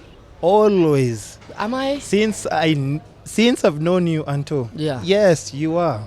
Always singing about love. Yes, all the time. So is there this special person in your life? Let me just say that relax. I haven't even finished the question. Relax. We want to know. Is there this special someone? Is there this special someone that you know? Yeah, in your life, and you're thinking maybe. Maybe it's gonna be a wedding. First and foremost, I believe in the institution of marriage. I just don't believe in the pressure of weddings. Okay, it doesn't have to be a wedding though. But they always ask lini, and I told people Saturday. I have a wedding on Saturday. You have a come on, to perform, right? No, I have a wedding on Saturday. You have a wedding? Yeah. Your wedding? I'm marrying on Saturday. What do you mean? Anto? Yeah. I am marrying. I'm getting married on Saturday. You're not lying, by the way. Are you lying? I'm not lying. Because now I have to cut this and post it up before Saturday. And boost the post. So you better not be lying. I'm marrying on Saturday. No, seriously? Yeah. I have a wedding on Saturday. I haven't seen you dating anyone. Who are you marrying? Well, that's the thing. You don't have to see the person I'm dating. You just have to know that I'm getting married on Saturday. It is happening. It's going down. So there's actually this special person. Yeah. I'm going to marry on Saturday. Listen, I don't know if I can take you seriously. I am saying it. It's out there. Now it's on you guys to just find out where, when. Okay, so since you said Saturday. It's going down, how did you know? I think when you know, you know. Really? Mm-hmm. Because we've seen people who, like, even in the public eye, have come together and everything. Goals. I'm not trying to diss anyone by them. I'm just saying couple goals. No, listen. But not just that last week incident. There have been so many others. Yeah, a repeat of that. A repeat of the same thing. Like, even people seem to be, like, really, really in love. Even the first time I met you, you had, like, Yeah, I was dating someone who, I think you know her, but now she's not married, but she's someone's baby mama. Oh, wow. Yeah. And not yours? No. How dare she? No, but I'm just saying, because it's tricky, because I think the whole new generation is not, unless you find somebody who you're in sync with. Yeah. You see, people seem to be perfect together. I think because and then after a few months, like, people just like... I just feel like we put our lives out there for everyone to see and consume. Yeah. That we forget to build...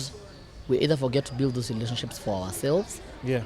And now you're living for other people. Oh, yeah. So when I say I'm marrying on Saturday, it's up to people to find out who it is, when did it happen. No, but it's true. You're not lying. Yeah, I'm not lying. Was I invited? Like, why? Like, for the bloggers and for all the media people to ask themselves, what? Mumesikia Anto akona wedding sato. Inafanyika happy. Can we call his closest friends? Can we find out? And I'm not lying. Y'all and... You're gonna see the aftermath. You will not, you will be so shocked. It happened right under your noses. Because for me, I just feel like we put our stuff out there so much. People. You don't have to. You don't have to. Yeah. That our parents end up being called when you guys they're sent screenshots, pictures. You did what? They know everything before you even know. You know, and even when you're married, there's so many things about your life that they end up knowing that they can't even account for. They're just there wondering, guy, my son has been going through this. Guy, my daughter has been in an abusive relationship. I didn't even know they put up videos of themselves. Wow. And in African culture, hata hajatuma mahari na wako hapa. Wako kwa nyumba moja. Kumbe ile pesa alikuwa anitisha ya rent nalipianga my son and his beloved, or I pay for my daughter's rent and she's keeping a guy in the house. You know, so those it's very things, tricky. It's very tricky. So keep it to yourself. The thing is, this is what people need to understand. People want to know because they want to know for themselves. Yeah. But are they going to be with you when it gets down and dirty? They will not be with you. Because it's never just upon you smooth. To work on your love. And it's also, and the thing, the world we live in, take your time. Take your bloody time. Stop living for people. Stop living for people so you can have a question to answer when this question comes up. Or you can have someone to show off on social media. It's not worth it. Just be you. The hardest thing in the world is to be yourself. So we won't see couple goal pictures of you and wifey? No. You're just going to see probably one photo. Oh shit. I didn't even know this. I'm going to tell you when I'm going to tell you where it's happening. But it's happening though. Screen, yeah. But so I can post this snippet though tomorrow. Yeah. Don't lie to me and then I post a snippet and then I'm telling you, then you're like, I'm getting married on Saturday. It's happening. Okay, Sawa. Congrats first of all. Thank you very much. Congrats. Thank you very much. Congrats. Oh, I didn't know it was No, it is. I'm just saying like, what is it supposed to be? No, I just thought you're talking. No. I just thought I'm like big ups because that's a very big. When are you married? Not anytime soon. Like you've said. And you're older than me. Taking my time. You're asking me. And I'm taking my plus. Umeniambia nini? You see that's. Take your time. That's why I'm doing the thing that Kenyans do of pressure. No, did the pressure get to you though? For what? Me. I am Anto. Those things do not me. You can go pressurize your others. Because you can see now, we have to say like our generation, people are really... Not me. When our parents were doing it like 20, guys are like, we are together, we're having babies, we're having... But the pressure wasn't there. My mom gave birth to my elder brother when she was 19. Now me, you see? When she was... My mom was born, when she was 22. Wow. Like so most of our parents have like kind of like a similar like early 20s. If some of us gave birth or at least had children when the age of our parents, would have like 11-year-olds, 10-year-olds, 12-year-olds. Guy. Some people 15-year-olds, you know. I don't know what they would eat by the way. Because I'm still running up and down chasing checks. Imagine. And I don't know what they would eat. And then they shock you. Oh, siku hizi tunalipa after 45 days. Yeah. 90 working days. 90 working days, bro. Imagine fighting hard to get one job to be paid after 90 days. No way. And seti ni kama ni mega project ya SGR unaokia. Ati ikiisha hivi unapata 9 million. No, it's never that. You're getting 9 million Zimbabwean shillings, dollars. It's just usual Kenyan money here. So now, okay, I think we've talked about a lot, and I know I still want to bring you back to the podcast. I just don't want it to be like one of those episodes that I'm trying to get all the answers because I've just asked like a quarter of the questions, of the questions that I had for him. But only started. Yeah, we've only started. Imagine. But we've talked about a lot, and you've just talked about so many other things that I wasn't even expecting. And of course I have to be really appreciative of that because that's why I started the whole podcasting. It's because most of the times I even found myself in other circles where we don't have these discussions. Discussions even about just making money. Like, why are you driving why do you have 3, 4, 5 cars, Maze, and me, I don't have any? Can't you just tell a bro you can do this and this and flip your cash like this? Why don't you advise me on how to find maybe, the right person to date? Or even who to talk to. Even if I'm seeing this person is even not how to good make for the you. money, be honest and tell young people, by the way, do this. Do this and this. Sometimes I even say, download this app. This app has this kind of like resource that you can be able to like create pitches. Yeah. There's an app I downloaded. I found out it's called Deck, where you can just be able to like make pitches and stuff very easily. Just put a picture, put a few words. It helps your presentation to look really nice. Organized. People don't see that. Someone, you go and find an amazing presentation, and then someone is like, I just did it. No, very, at least I can talk about my QQ people. Tell me. Nowadays you have money. No, I'm just trying. Instead of telling me, by the way, unajua kuna market kubwa sana ya mascrew huku Zimbabwe. Buy sell. Nunua za 100k. Yeah. Ukipeleka Zimbabwe utapata 400k. Imagine. Someone want to tell you. And that's just something small. Like even just like your circle. Isn't it much more fun like when you're enjoying that money with your friends? Ama you just won't be that person who has all the money and then all your friends are looking at you like, hey, at you always begging. Nani, and you know what it's funny. There's some people who they prefer ukiwaitisha thao 2, thao 3, thao. Yeah. Wana prefer hivyo. Kuliko a big deal that you'd be able to make do. Yeah. Unaona ubeshta yako ameanza kukosana na wewe. Like akupendi anymore. The way they treat you is like they treat you weirdly. Hey, what's happening? Because they realize that now you've made money. What? Yeah. That is the height of wow. That's when you realize people are not nice. People are not nice. Eish. So now we are coming towards the end of the podcast, Anto.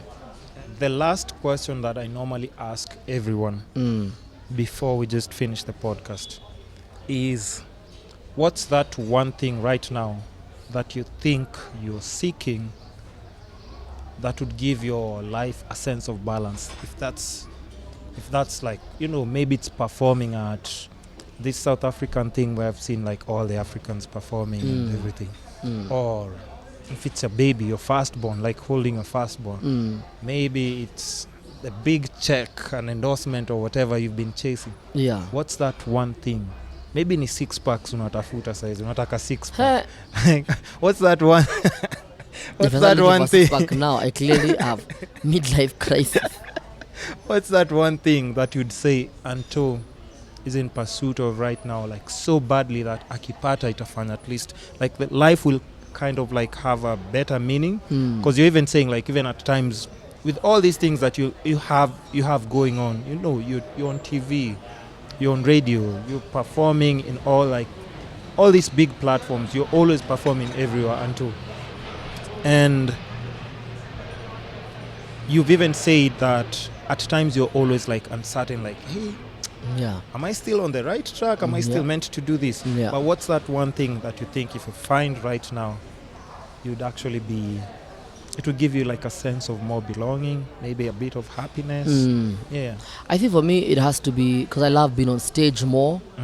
So I genuinely feel like I need to get out and perform, especially in the summer festival circuit that we have in the European, in Europe. The European festival circuit. Like in a Wizkid and all those like. Yes, you have like the Rototom, you have Sunsplash. So especially because my band is absolutely amazing. You have an amazing. Are they still the same guys that you used to? Imagine. Are they guys that have shown you in that video? Yep. The same people. Okay, now even when one of them I even respect you more by even one of them isn't available. Like there's one of them called Mark Lenini who's right now is in Norway. And he will literally still call me and tell me, so send me the track. So I met this guy who's an amazing tapatia who needs to put something on the record. Even in terms of my records and that's special. People I'm working with. Deely. That's special. The guy who recorded for me, who recorded and produced Chips Funga, he's coming to the studio on Thursday, where we rehearse every Thursday with the band. Even when we have no gig, we're always rehearsing. He's coming to the studio to be able to listen to the new music, to get a feel of where the sound is right now, so that when he's recording, he knows my vision. So I don't have to sit there and say, but I told you, I need to sound like this. This is where I'm going. Yeah. He knows. Even when the guys are playing in studio, they know immediately this is the sound that Anto is talking about. So for me, being in those festivals in Germany and whatever, I've traveled before. So it's not even about traveling or meeting people. Yeah. It's about being able to in that stage to push myself to another limit. Yeah. And also remind them that we are capable. And that we are enough. Yeah. So I think for me that will not, because I always feel like I just feel like I push myself too much. So I don't feel like I will have felt like I've completed the journey. But I feel for me like it allows me to be able to make leaps and bounds that unfortunately sometimes you just can't make here. True. It is what it is. We always say, but you know, if you're dope, you can do, you can go, you can. But imagine, we just say it. Until you walk a mile in my shoes, you never know the hell that I've gone through. You won't know. You'll never know. You'll just think so trust me when I say that can work for me, because I know. You know. I know the hell that I've been through. And so now the bread is coming, ladies and gentlemen. Your breakfast is here. Yeah. And so that's it, guys. I mean, that was a nice podcast segment. Whose breakfast is that? Is that mine? That's yours, That's Sicilian. Yeah. What is this stuff on top? Poached egg.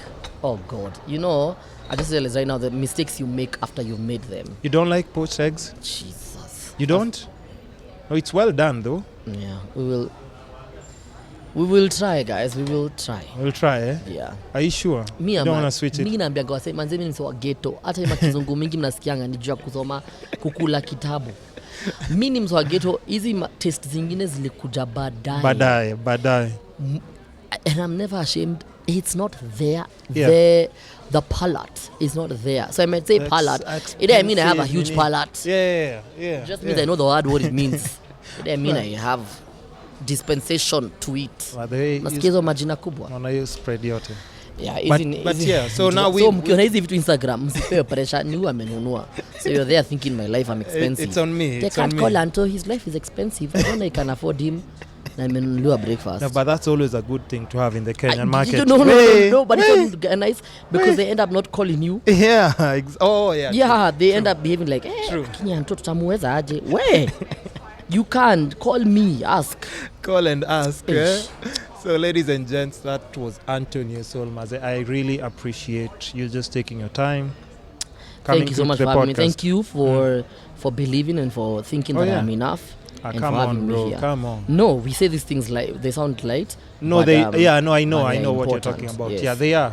And we have to keep feeding each other with that kind of energy, because otherwise, bro, we've already known each other for over probably 10 years. 10 years. I've shown him a video. Over 10 years. A video where he didn't have dreads. Dad has shot afro. And then his reaction. I know. By then my reaction was more of like, not even that you took this video. Guy. Yeah. Guy. I have, but I have all those ones of like, you know, from Akira Octopizzo, Giuliani, Octopizzo from Wapi. Once if he sees his pictures, I think he'll just delete everything on my phone. We've come swag. We've come from far, Jesus. So that's another episode of the Kisscapades Podcast. Make sure you follow. Where can guys find you? At Anto Neosoul everywhere. So if it's facebook.com /Anto Neosoul, Instagram /Anto Neosoul. Twitter, Snapchat died when Rihanna told us to leave Snapchat, so we left Snapchat. We already left. Yeah, so everything is just at Anto Neosoul. And any other projects that you have going on that you want to plug? I'm recording a reggae EP. I'm recording a reggae album, and it's a live album. So I think people are definitely gonna love it. And you know me, I'm always creating, always building stuff. And as usual, I help run my mom's school. And for me, I'm just creating and inspiring people and meeting new people and just being on stage and creating music and just being positive wherever I can.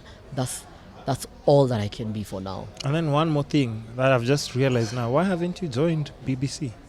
Why haven't I joined BBC? Yeah. Why haven't you joined BBC? Come on, bro. No. You're the guy doing the podcast. No, listen.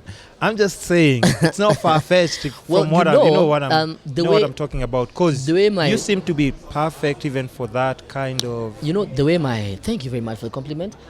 The way my life is set up, unfortunately for now, I don't have an HR department. I can't sign new talent on BBC, so I cannot hire myself.